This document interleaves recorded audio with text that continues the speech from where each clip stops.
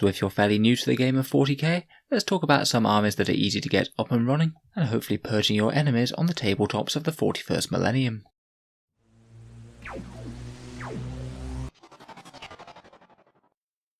Hello and welcome back to Auspex Tactics, the strategy focused 40k channel, where we're all about getting the most out of our miniatures on the tabletop. In today's video we're going to talk about a few armies from a new 40k player's perspective, firstly going over what makes it easy to build up and play an army in Warhammer 40k, then going over a bunch of armies that I think might be easiest to do so if you're completely new, and then just talking briefly about the rest, including some potential hurdles that they can throw up. So if you're starting Warhammer 40k on tabletop, there really are quite a few things to think about. If you want to play with a Warhammer 40k army, you need to buy the models, assemble and paint them, learn the rules and find a place to play. There's absolutely nothing to stop you doing this with any army, but I think that some of them do make it just a little bit easier than others. In general, for a newer player in 40k, you're likely to be able to get things off the ground a bit faster if you think about going for an army with either a lower model count, something that's cheaper to buy or has more discounts for the race. Perhaps going for something that doesn't have the most complicated game mechanics ever, as some are significantly easier to play with than others. And also some armies tend to be a bit more well-rounded, and are perhaps a bit more forgiving on a newer player not playing them absolutely optimally. As I said, there's absolutely nothing to stop you starting with any faction in 40k. Indeed, if there's a race that motivates you, either because of their cool background and lore, or their awesome miniatures, it might just be more sensible to go for that anyway, as a bit of extra enthusiasm can really keep you going with a project. I have made a video going through all of the factions in 40k 9th edition, so if you want a bit more in-depth discussion on any of those, then I'll post a link to that down in the video description below. In any case, let's talk through some of the easier options for people who are a bit newer to the game. Now, it should come as no surprise that the poster boys of 40k are probably the easiest army to get going with. Space Marines are the most iconic army in 40k, the most widely recognised, the most widely played, and also the best supported army from Games Workshop in terms of rules updates and new models. They are superhuman defenders of humanity, clad in mighty power armour and bearing the finest war gear that humanity has to offer, including mighty bolt guns and ferocious chainswords. There's a lot of ease in playing these guys. They're really quite an elite army with all this fancy war gear, so you don't have to have too many of them to get an effective force on the table, and they're quite easy to paint on top of that, a lot of simple armour plates that you can get an effective colour scheme down on very easily. They're pretty much the cheapest faction in 40k to collect as well. Their kits tend to be fairly good value in terms of money invested for the amount of points that you get in the game, and they also have a ton of discount options, including appearing in the starter sets for 40k, which is always a positive, and having a few excellent start collecting boxes, including start collecting Vanguard Space Marines, which is one of the best value boxes that Games Workshop uses right now. In general, most of their units are quite intuitive, though they're maybe not quite as easy to play as some armies, just because they have quite a few stacking special rules on them, things like Bolter Discipline and Combat Doctrines, which apply most of the time to even their basic troopers. On top of this, they operate with a bit of a weird supplement system in their codex. You have the main codex, which you can field an army out of, but you can get a whole lot of special rules for each sub-faction of Space Marines by buying one of their supplement books on top of that, giving you really quite a dizzying array of stratagems, options, warlord traits and relics and things. If you do get your head around the multiple options for Space Marines though, then they tend to be a fairly easy army to play skill level wise. They're pretty forgiving as an army, being decent both in melee and at range, and their power armour means that even their basic troopers are fairly tough. They're also incredibly strong in the game at the moment right now, which also helps for newer players. Space Marines have a new codex coming out very shortly, and this will be operating through that supplement system as I mentioned. To start with, I'd just get this new codex and not necessarily bother with any extra books until you've expanded your army a bit. There's really a lot of options to choose from in terms of adding more flavour to a Space Marine army, as well as the Ultramarines and the other chapters that have been traditionally in Codex Space Marines. You can go for the more divergent ones, Blood Angels with their ferocious Death Company and close combat prowess, Dark Angels with their shadowy order of Ravenwing and Deathwing Knights, Space Wolves with their Viking theme and ferocious wolf-like tendencies, and Death Watch with their Spec Ops vibe with special issue ammunition dedicated to hunting down aliens. It's kind of undeniable that Space Marines are one of the best options that you can choose for starting an army. There's a lot of ways that you can play them, and a lot of reasons they might have it easier than some of the other races. Next up, I thought we'd talk about the other poster child of 9th edition, the Necrons. Again, a relatively elite army, maybe slightly less so than Space Marines, but I certainly wouldn't consider them any sort of horde type army. You won't need tons and tons of them to get an effective force together. They can also be potentially very quick and easy to paint if you go down certain colour schemes. The traditional silver Necron colour scheme is really easy to execute, and you can get a very effective and scary looking force on the tabletop without too much effort. Cost-wise, unless you can get your hands on any of the kits from the Indomitors box, which generally went at a very reduced rate, they don't really have any decent discount options at the moment, though again they do appear in the 40k starter set boxes, which is a positive.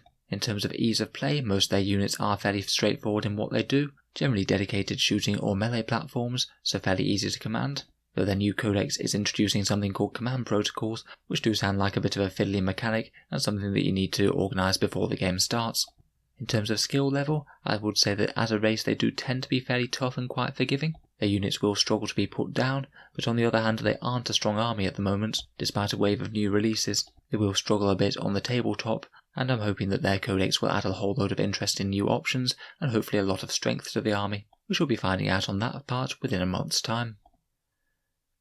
Next up I wanted to mention a trio of elite Imperial armies, the Adeptus Custodes, the Grey Knights and the Imperial Knights. They're all really quite different forces in the lore, but all are very elite. The Custodes are the guardians of the Emperor and Holy Terror, and stand head and shoulders above Space Marines, as heroes among even them. The Grey Knights are the demon hunters of Titan. They're all psychers, and are able to banish demons back to the warp with their minds, and they often make war clad in mighty Terminator armour, bearing force weapons and stormbolters, excelling at stemming the tide against demon incursions. Finally, the Imperial Knights are questing nobles, and are an entire faction of super heavy walkers, or you could just potentially play an army of just 4 or 5 of them in a normal game of 40k. I'd also bear in mind that you can get the Chaos version of Imperial Knights as well, if you like super heavy stompy things, and also prefer following the Dark Gods. In general, all of these armies are incredibly elite, and you really won't need anywhere near as many models to get a 1000 or 2000 point army on the table. Most Grey Knight forces will have less than 40 models, most Custodes will be around about 20 or less, and as I mentioned, Imperial Knights could just have 4 or 5 if they really wanted. They're generally fairly easy to paint as models in themselves as well. Custodes and Grey Knights are fairly straightforward in either gold or silver. Imperial Knights do tend to be a bit more of an undertaking. They really are quite big and impressive kits to paint, particularly as a newer hobbyist, but it does mean that when you get one done, you have painted a significant portion of your entire army. These guys don't tend to have any discount bundles at all, but the vast majority of the units tend to be very good in terms of money per point. In particular, the Custodes are one of the armies that's cheapest to field a 2000 point army in a game of 40k. In terms of ease of play, I'd say the Imperial Knights and Custodes tend to be fairly straightforward, particularly enjoying just jumping straight into combat. The Imperial Knights also have some strong shooting. The Grey Knights might need a little bit more forethought and planning, seeing as they have a strong psychic phase, and a lot of their army strength comes from using overlapping psychic buffs and stratagems to make their units that bit better. In terms of skill needed to play, I'd say Imperial Knights are about one of the easiest factions to command in all of 40k. When you only have a few models to make decisions from, things can get very simple indeed: move forward, shoot and assault.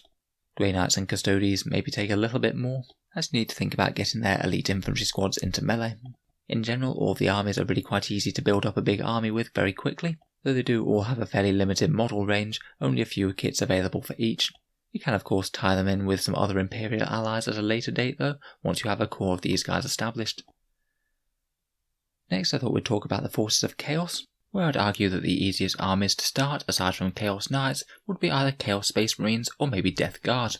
Focusing on the Chaos Space Marines to start with, they're a fairly elite army as per the Loyalists, and again that makes it easier to play bigger games without having quite that many models to paint up on the table. They're maybe just a little bit trickier to paint than their Imperial counterparts. They tend to have a fair bit more detail going on in terms of spikes and mutated bits, as opposed to just simple clean fresh armour. One of the main reasons that I think that Chaos Space Marines are a really easy army to get into is this excellent start collecting box that they have, which in terms of money for models on the table, this is one of the best deals that Games Workshop does at the moment.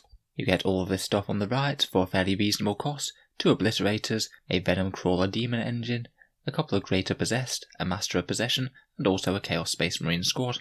A box or 2 of this would be a really good way to get a lot of points on the table and give you a core of reasonably solid units to build out from.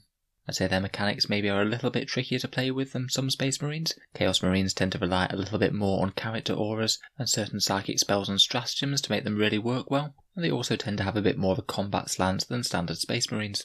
In general, when compared with the Loyalists, I think they're an army that would need a little bit better generalship than Space Marines. They're not the strongest faction in the game right now, but I also don't think that they're the weakest. There are also standalone armies for the Death Guard and Thousand Sons, the Death Guard being the Nurgle worshipping disease-orientated Chaos Space Marines. They have a theme of being incredibly tough and dealing all manner of poison death with plague weapons. They are really quite strong in the game right now. They have a codex coming out in the near future. and if you can manage to find any of their previous discount boxes, such as the No Fear box or Dark Imperium, then that can give you a really easy way to start the faction. Unfortunately, Games Workshop don't sell any discounted things for them at the moment though. Thousand Sons are one of the traitor legions that worships Tzeentch, lots of sorcerers and soulless clanking automata of Space Marines. In general, they might be a little bit trickier to play and master than some of the other Chaos Space Marines. I think they're one of the armies in 40k where you really need to know the psychic phase very well for them to be able to function as intended. Still very cool miniatures though, if you do like the vibe. The last faction that I really wanted to focus on in full was the Tau Empire. These guys are a technologically advanced Xenos species, boldly pushing their empire forwards into Imperial space and annihilating enemies with all sorts of advanced plasma weapons and ion weapons. They have a particular focus on big manga-style battlesuits. For playing Tau, they tend to have a medium sort of model count, certainly not a horde army, though you can get quite a few infantry on the go with fire warriors if you want to, or have really quite an elite army focused on their various battlesuit units. They're fairly easy to paint and get effective colour schemes on, with a fair bit of flat armour, and while not being the cheapest faction to play, they're also not the most expensive. They've got a very decent discount start collecting box which you can make use of, and also have a whole bunch of bigger battlesuits which tend to have at least reasonable value in terms of money for the amount of points they cost. In game, the Tau tend to be one of the easy armies to play, seeing as they're quite straightforward. They basically do shooting and nothing in the psychic phase or combat phase, so you can pretty much focus your tactics on obliterating the enemy with heavy firepower and also trying to secure objectives. Despite them being fairly easy to use, they may be a little bit trickier to win with in 9th edition missions, which often reward you on pushing forward onto objectives in the early game, which Tau don't really often want to do, seeing as they aren't very good in melee. I think Tau tend to be a fairly popular pick for a first army, though I would be aware that they're not always the most popular opponents on the other side of the tabletop, just seeing as they don't tend to be all that interactive and tend to just focus on blowing your army away. It can just make for a game that's not quite as interactive as playing armies with both melee and ranged threat. Next, I thought we'd just talk in brief about a few armies that I think have a lot of positives, but maybe also a few more drawbacks compared with some of the others. For the Imperial side, the Adeptus Mechanicus and Sisters of Battle are both 40k armies that have been entirely redone in recent years. As a result, they have some really beautiful miniatures, whether you like disturbing improvised technology or on a faith-driven order of warrior nuns. But I'd bear in mind that both of these factions can be fairly expensive to collect just because the sculpts came out fairly recently and they're not necessarily quite as elite armies compared with some of the ones that we've mentioned. If price isn't too much of a big deal though, then these armies have a lot going for them in terms of strong lore, nice miniatures, and also multiple different strong playstyles that can give them a lot of success in game and a fair amount of flexibility with how you use them. Next we have a few more Xenos armies, starting with the Tyranids, the all-consuming alien horrors from outer space, and the bugs do have multiple different ways that you can run the army. You can make more of a Nidzilla monster-orientated list, or you could field absolutely tons of hordes of smaller Gribbulis. Model count could be a bit of an issue if you go the latter, but in general the bugs do tend to be fairly simple to paint, with a solid effective colour scheme allowing you to get a lot of models on the table very quickly. In general though, Tyranids are in a bit of a rough spot game-wise at the moment, and they take a little bit more skill to play if you actually want to do well with them, very much being locked into certain builds of certain strong units. Next we have Craft Worlds, who tend to be another fairly elite army, though perhaps some of their kits aren't so ideal for newer players, as they do have quite a lot of very old or fine cast models in their range. Particularly some of their strongest units, such as Shining Spears or Dark Reapers, are very old kits indeed, and might be just a little bit more of a challenge if you're starting out. They are at least relatively straightforward to paint though, and I describe them as a moderately strong army, maybe not quite as good as they were over at 8th edition, and perhaps requiring a little bit more skill to play than some armies, having to make good use of mobility and the psychic phase to really be able to stand out. Next up we have Orcs, who do tend to be quite a numerous army, often needing a fairly decent core of boys for most effective lists. Because of this, it can take a while to get an army together, as quite a lot of their units and vehicles have quite low points costs, meaning that you're going to need quite a few of them to get a whole army. They don't tend to be the most complicated to play, usually just firing heavy firepower at them or charging straight at the enemy. I'd say they're fairly medium strength in 9th edition, fitting in quite well with the missions, seeing as they often want to be charging forwards right from the get-go. Finally, I thought we'd talk about some of the armies that I think are just a little bit more challenging to start out with as your first army. First of all, we have the Astra Militarum or Imperial Guard, one of the factions that I collect, and I do have a lot of love for them, but I will admit that they might not be the best choice for a newer player. Guard kits are somewhat similar to the Orcs in that you need quite a lot of them to have an effective army. You can be spending quite a lot of money and still only get a 50-point troops choice out of it. Generally a Guard army is going to cost more than other armies at a similar point level, and also generally require you to paint more models, including generally quite a lot of infantry models to have an effective force. They are very iconic though, with mass ranks of tanks and infantry to repel a hostile galaxy. Chaos Demons are maybe a little bit limited in the way that they can play 40k. These slavering horrors and warp spawn from the Immaterium will generally just revolve around various different ways to get into combat with their god-specific armies, and they can be actually a little bit limited in terms of model selection, as they function a little bit more like 4 mini-factions rather than one big cohesive army. You can mix and match, but they don't have quite as much overlapping synergy if you do. Having very little firepower, they're one of the armies that I'd say are harder to play in 40k, not that they can't do well in the hands of an experienced general, so perhaps wouldn't be my first choice as an army to jump into 40k with. They do have some advantages though. You can use them in Games Workshop's fantasy game Age of Sigmar as well, and compared with some armies they are pretty easy to paint. Many of their units just tend to have one main colour on them, so they are quite easy to get a force on the table. Next we come to Drukhari and Harlequins, who at least for the most part of their armies are very fast, fragile and hard hitting. These enigmatic Eldar typically strike from fast moving jetbikes and transports, potentially attacking very powerfully, but often folding pretty easily to return enemy fire. I'd say for the most part they're generally quite hard armies to play, just because a few wrong moves and exposing certain units could allow you to lose the game very quickly. Dark Eldar can mitigate this somewhat with some of their tougher homunculi units, with disturbing flesh-crafted abominations drifting across the battlefield, but I still think they're not necessarily the easiest army to pick up compared with some others. Harlequins are very powerful in the game at the moment, but a lot of that power comes from some very clever use of stratagems and combos to make them do some silly things with manoeuvrability, so I'd still say quite a subtle army to play. On top of that, if you want your Harlequin units to look like the box art, you're going to have to be very good at painting, because those fancy checked patterns are not all that easy to execute.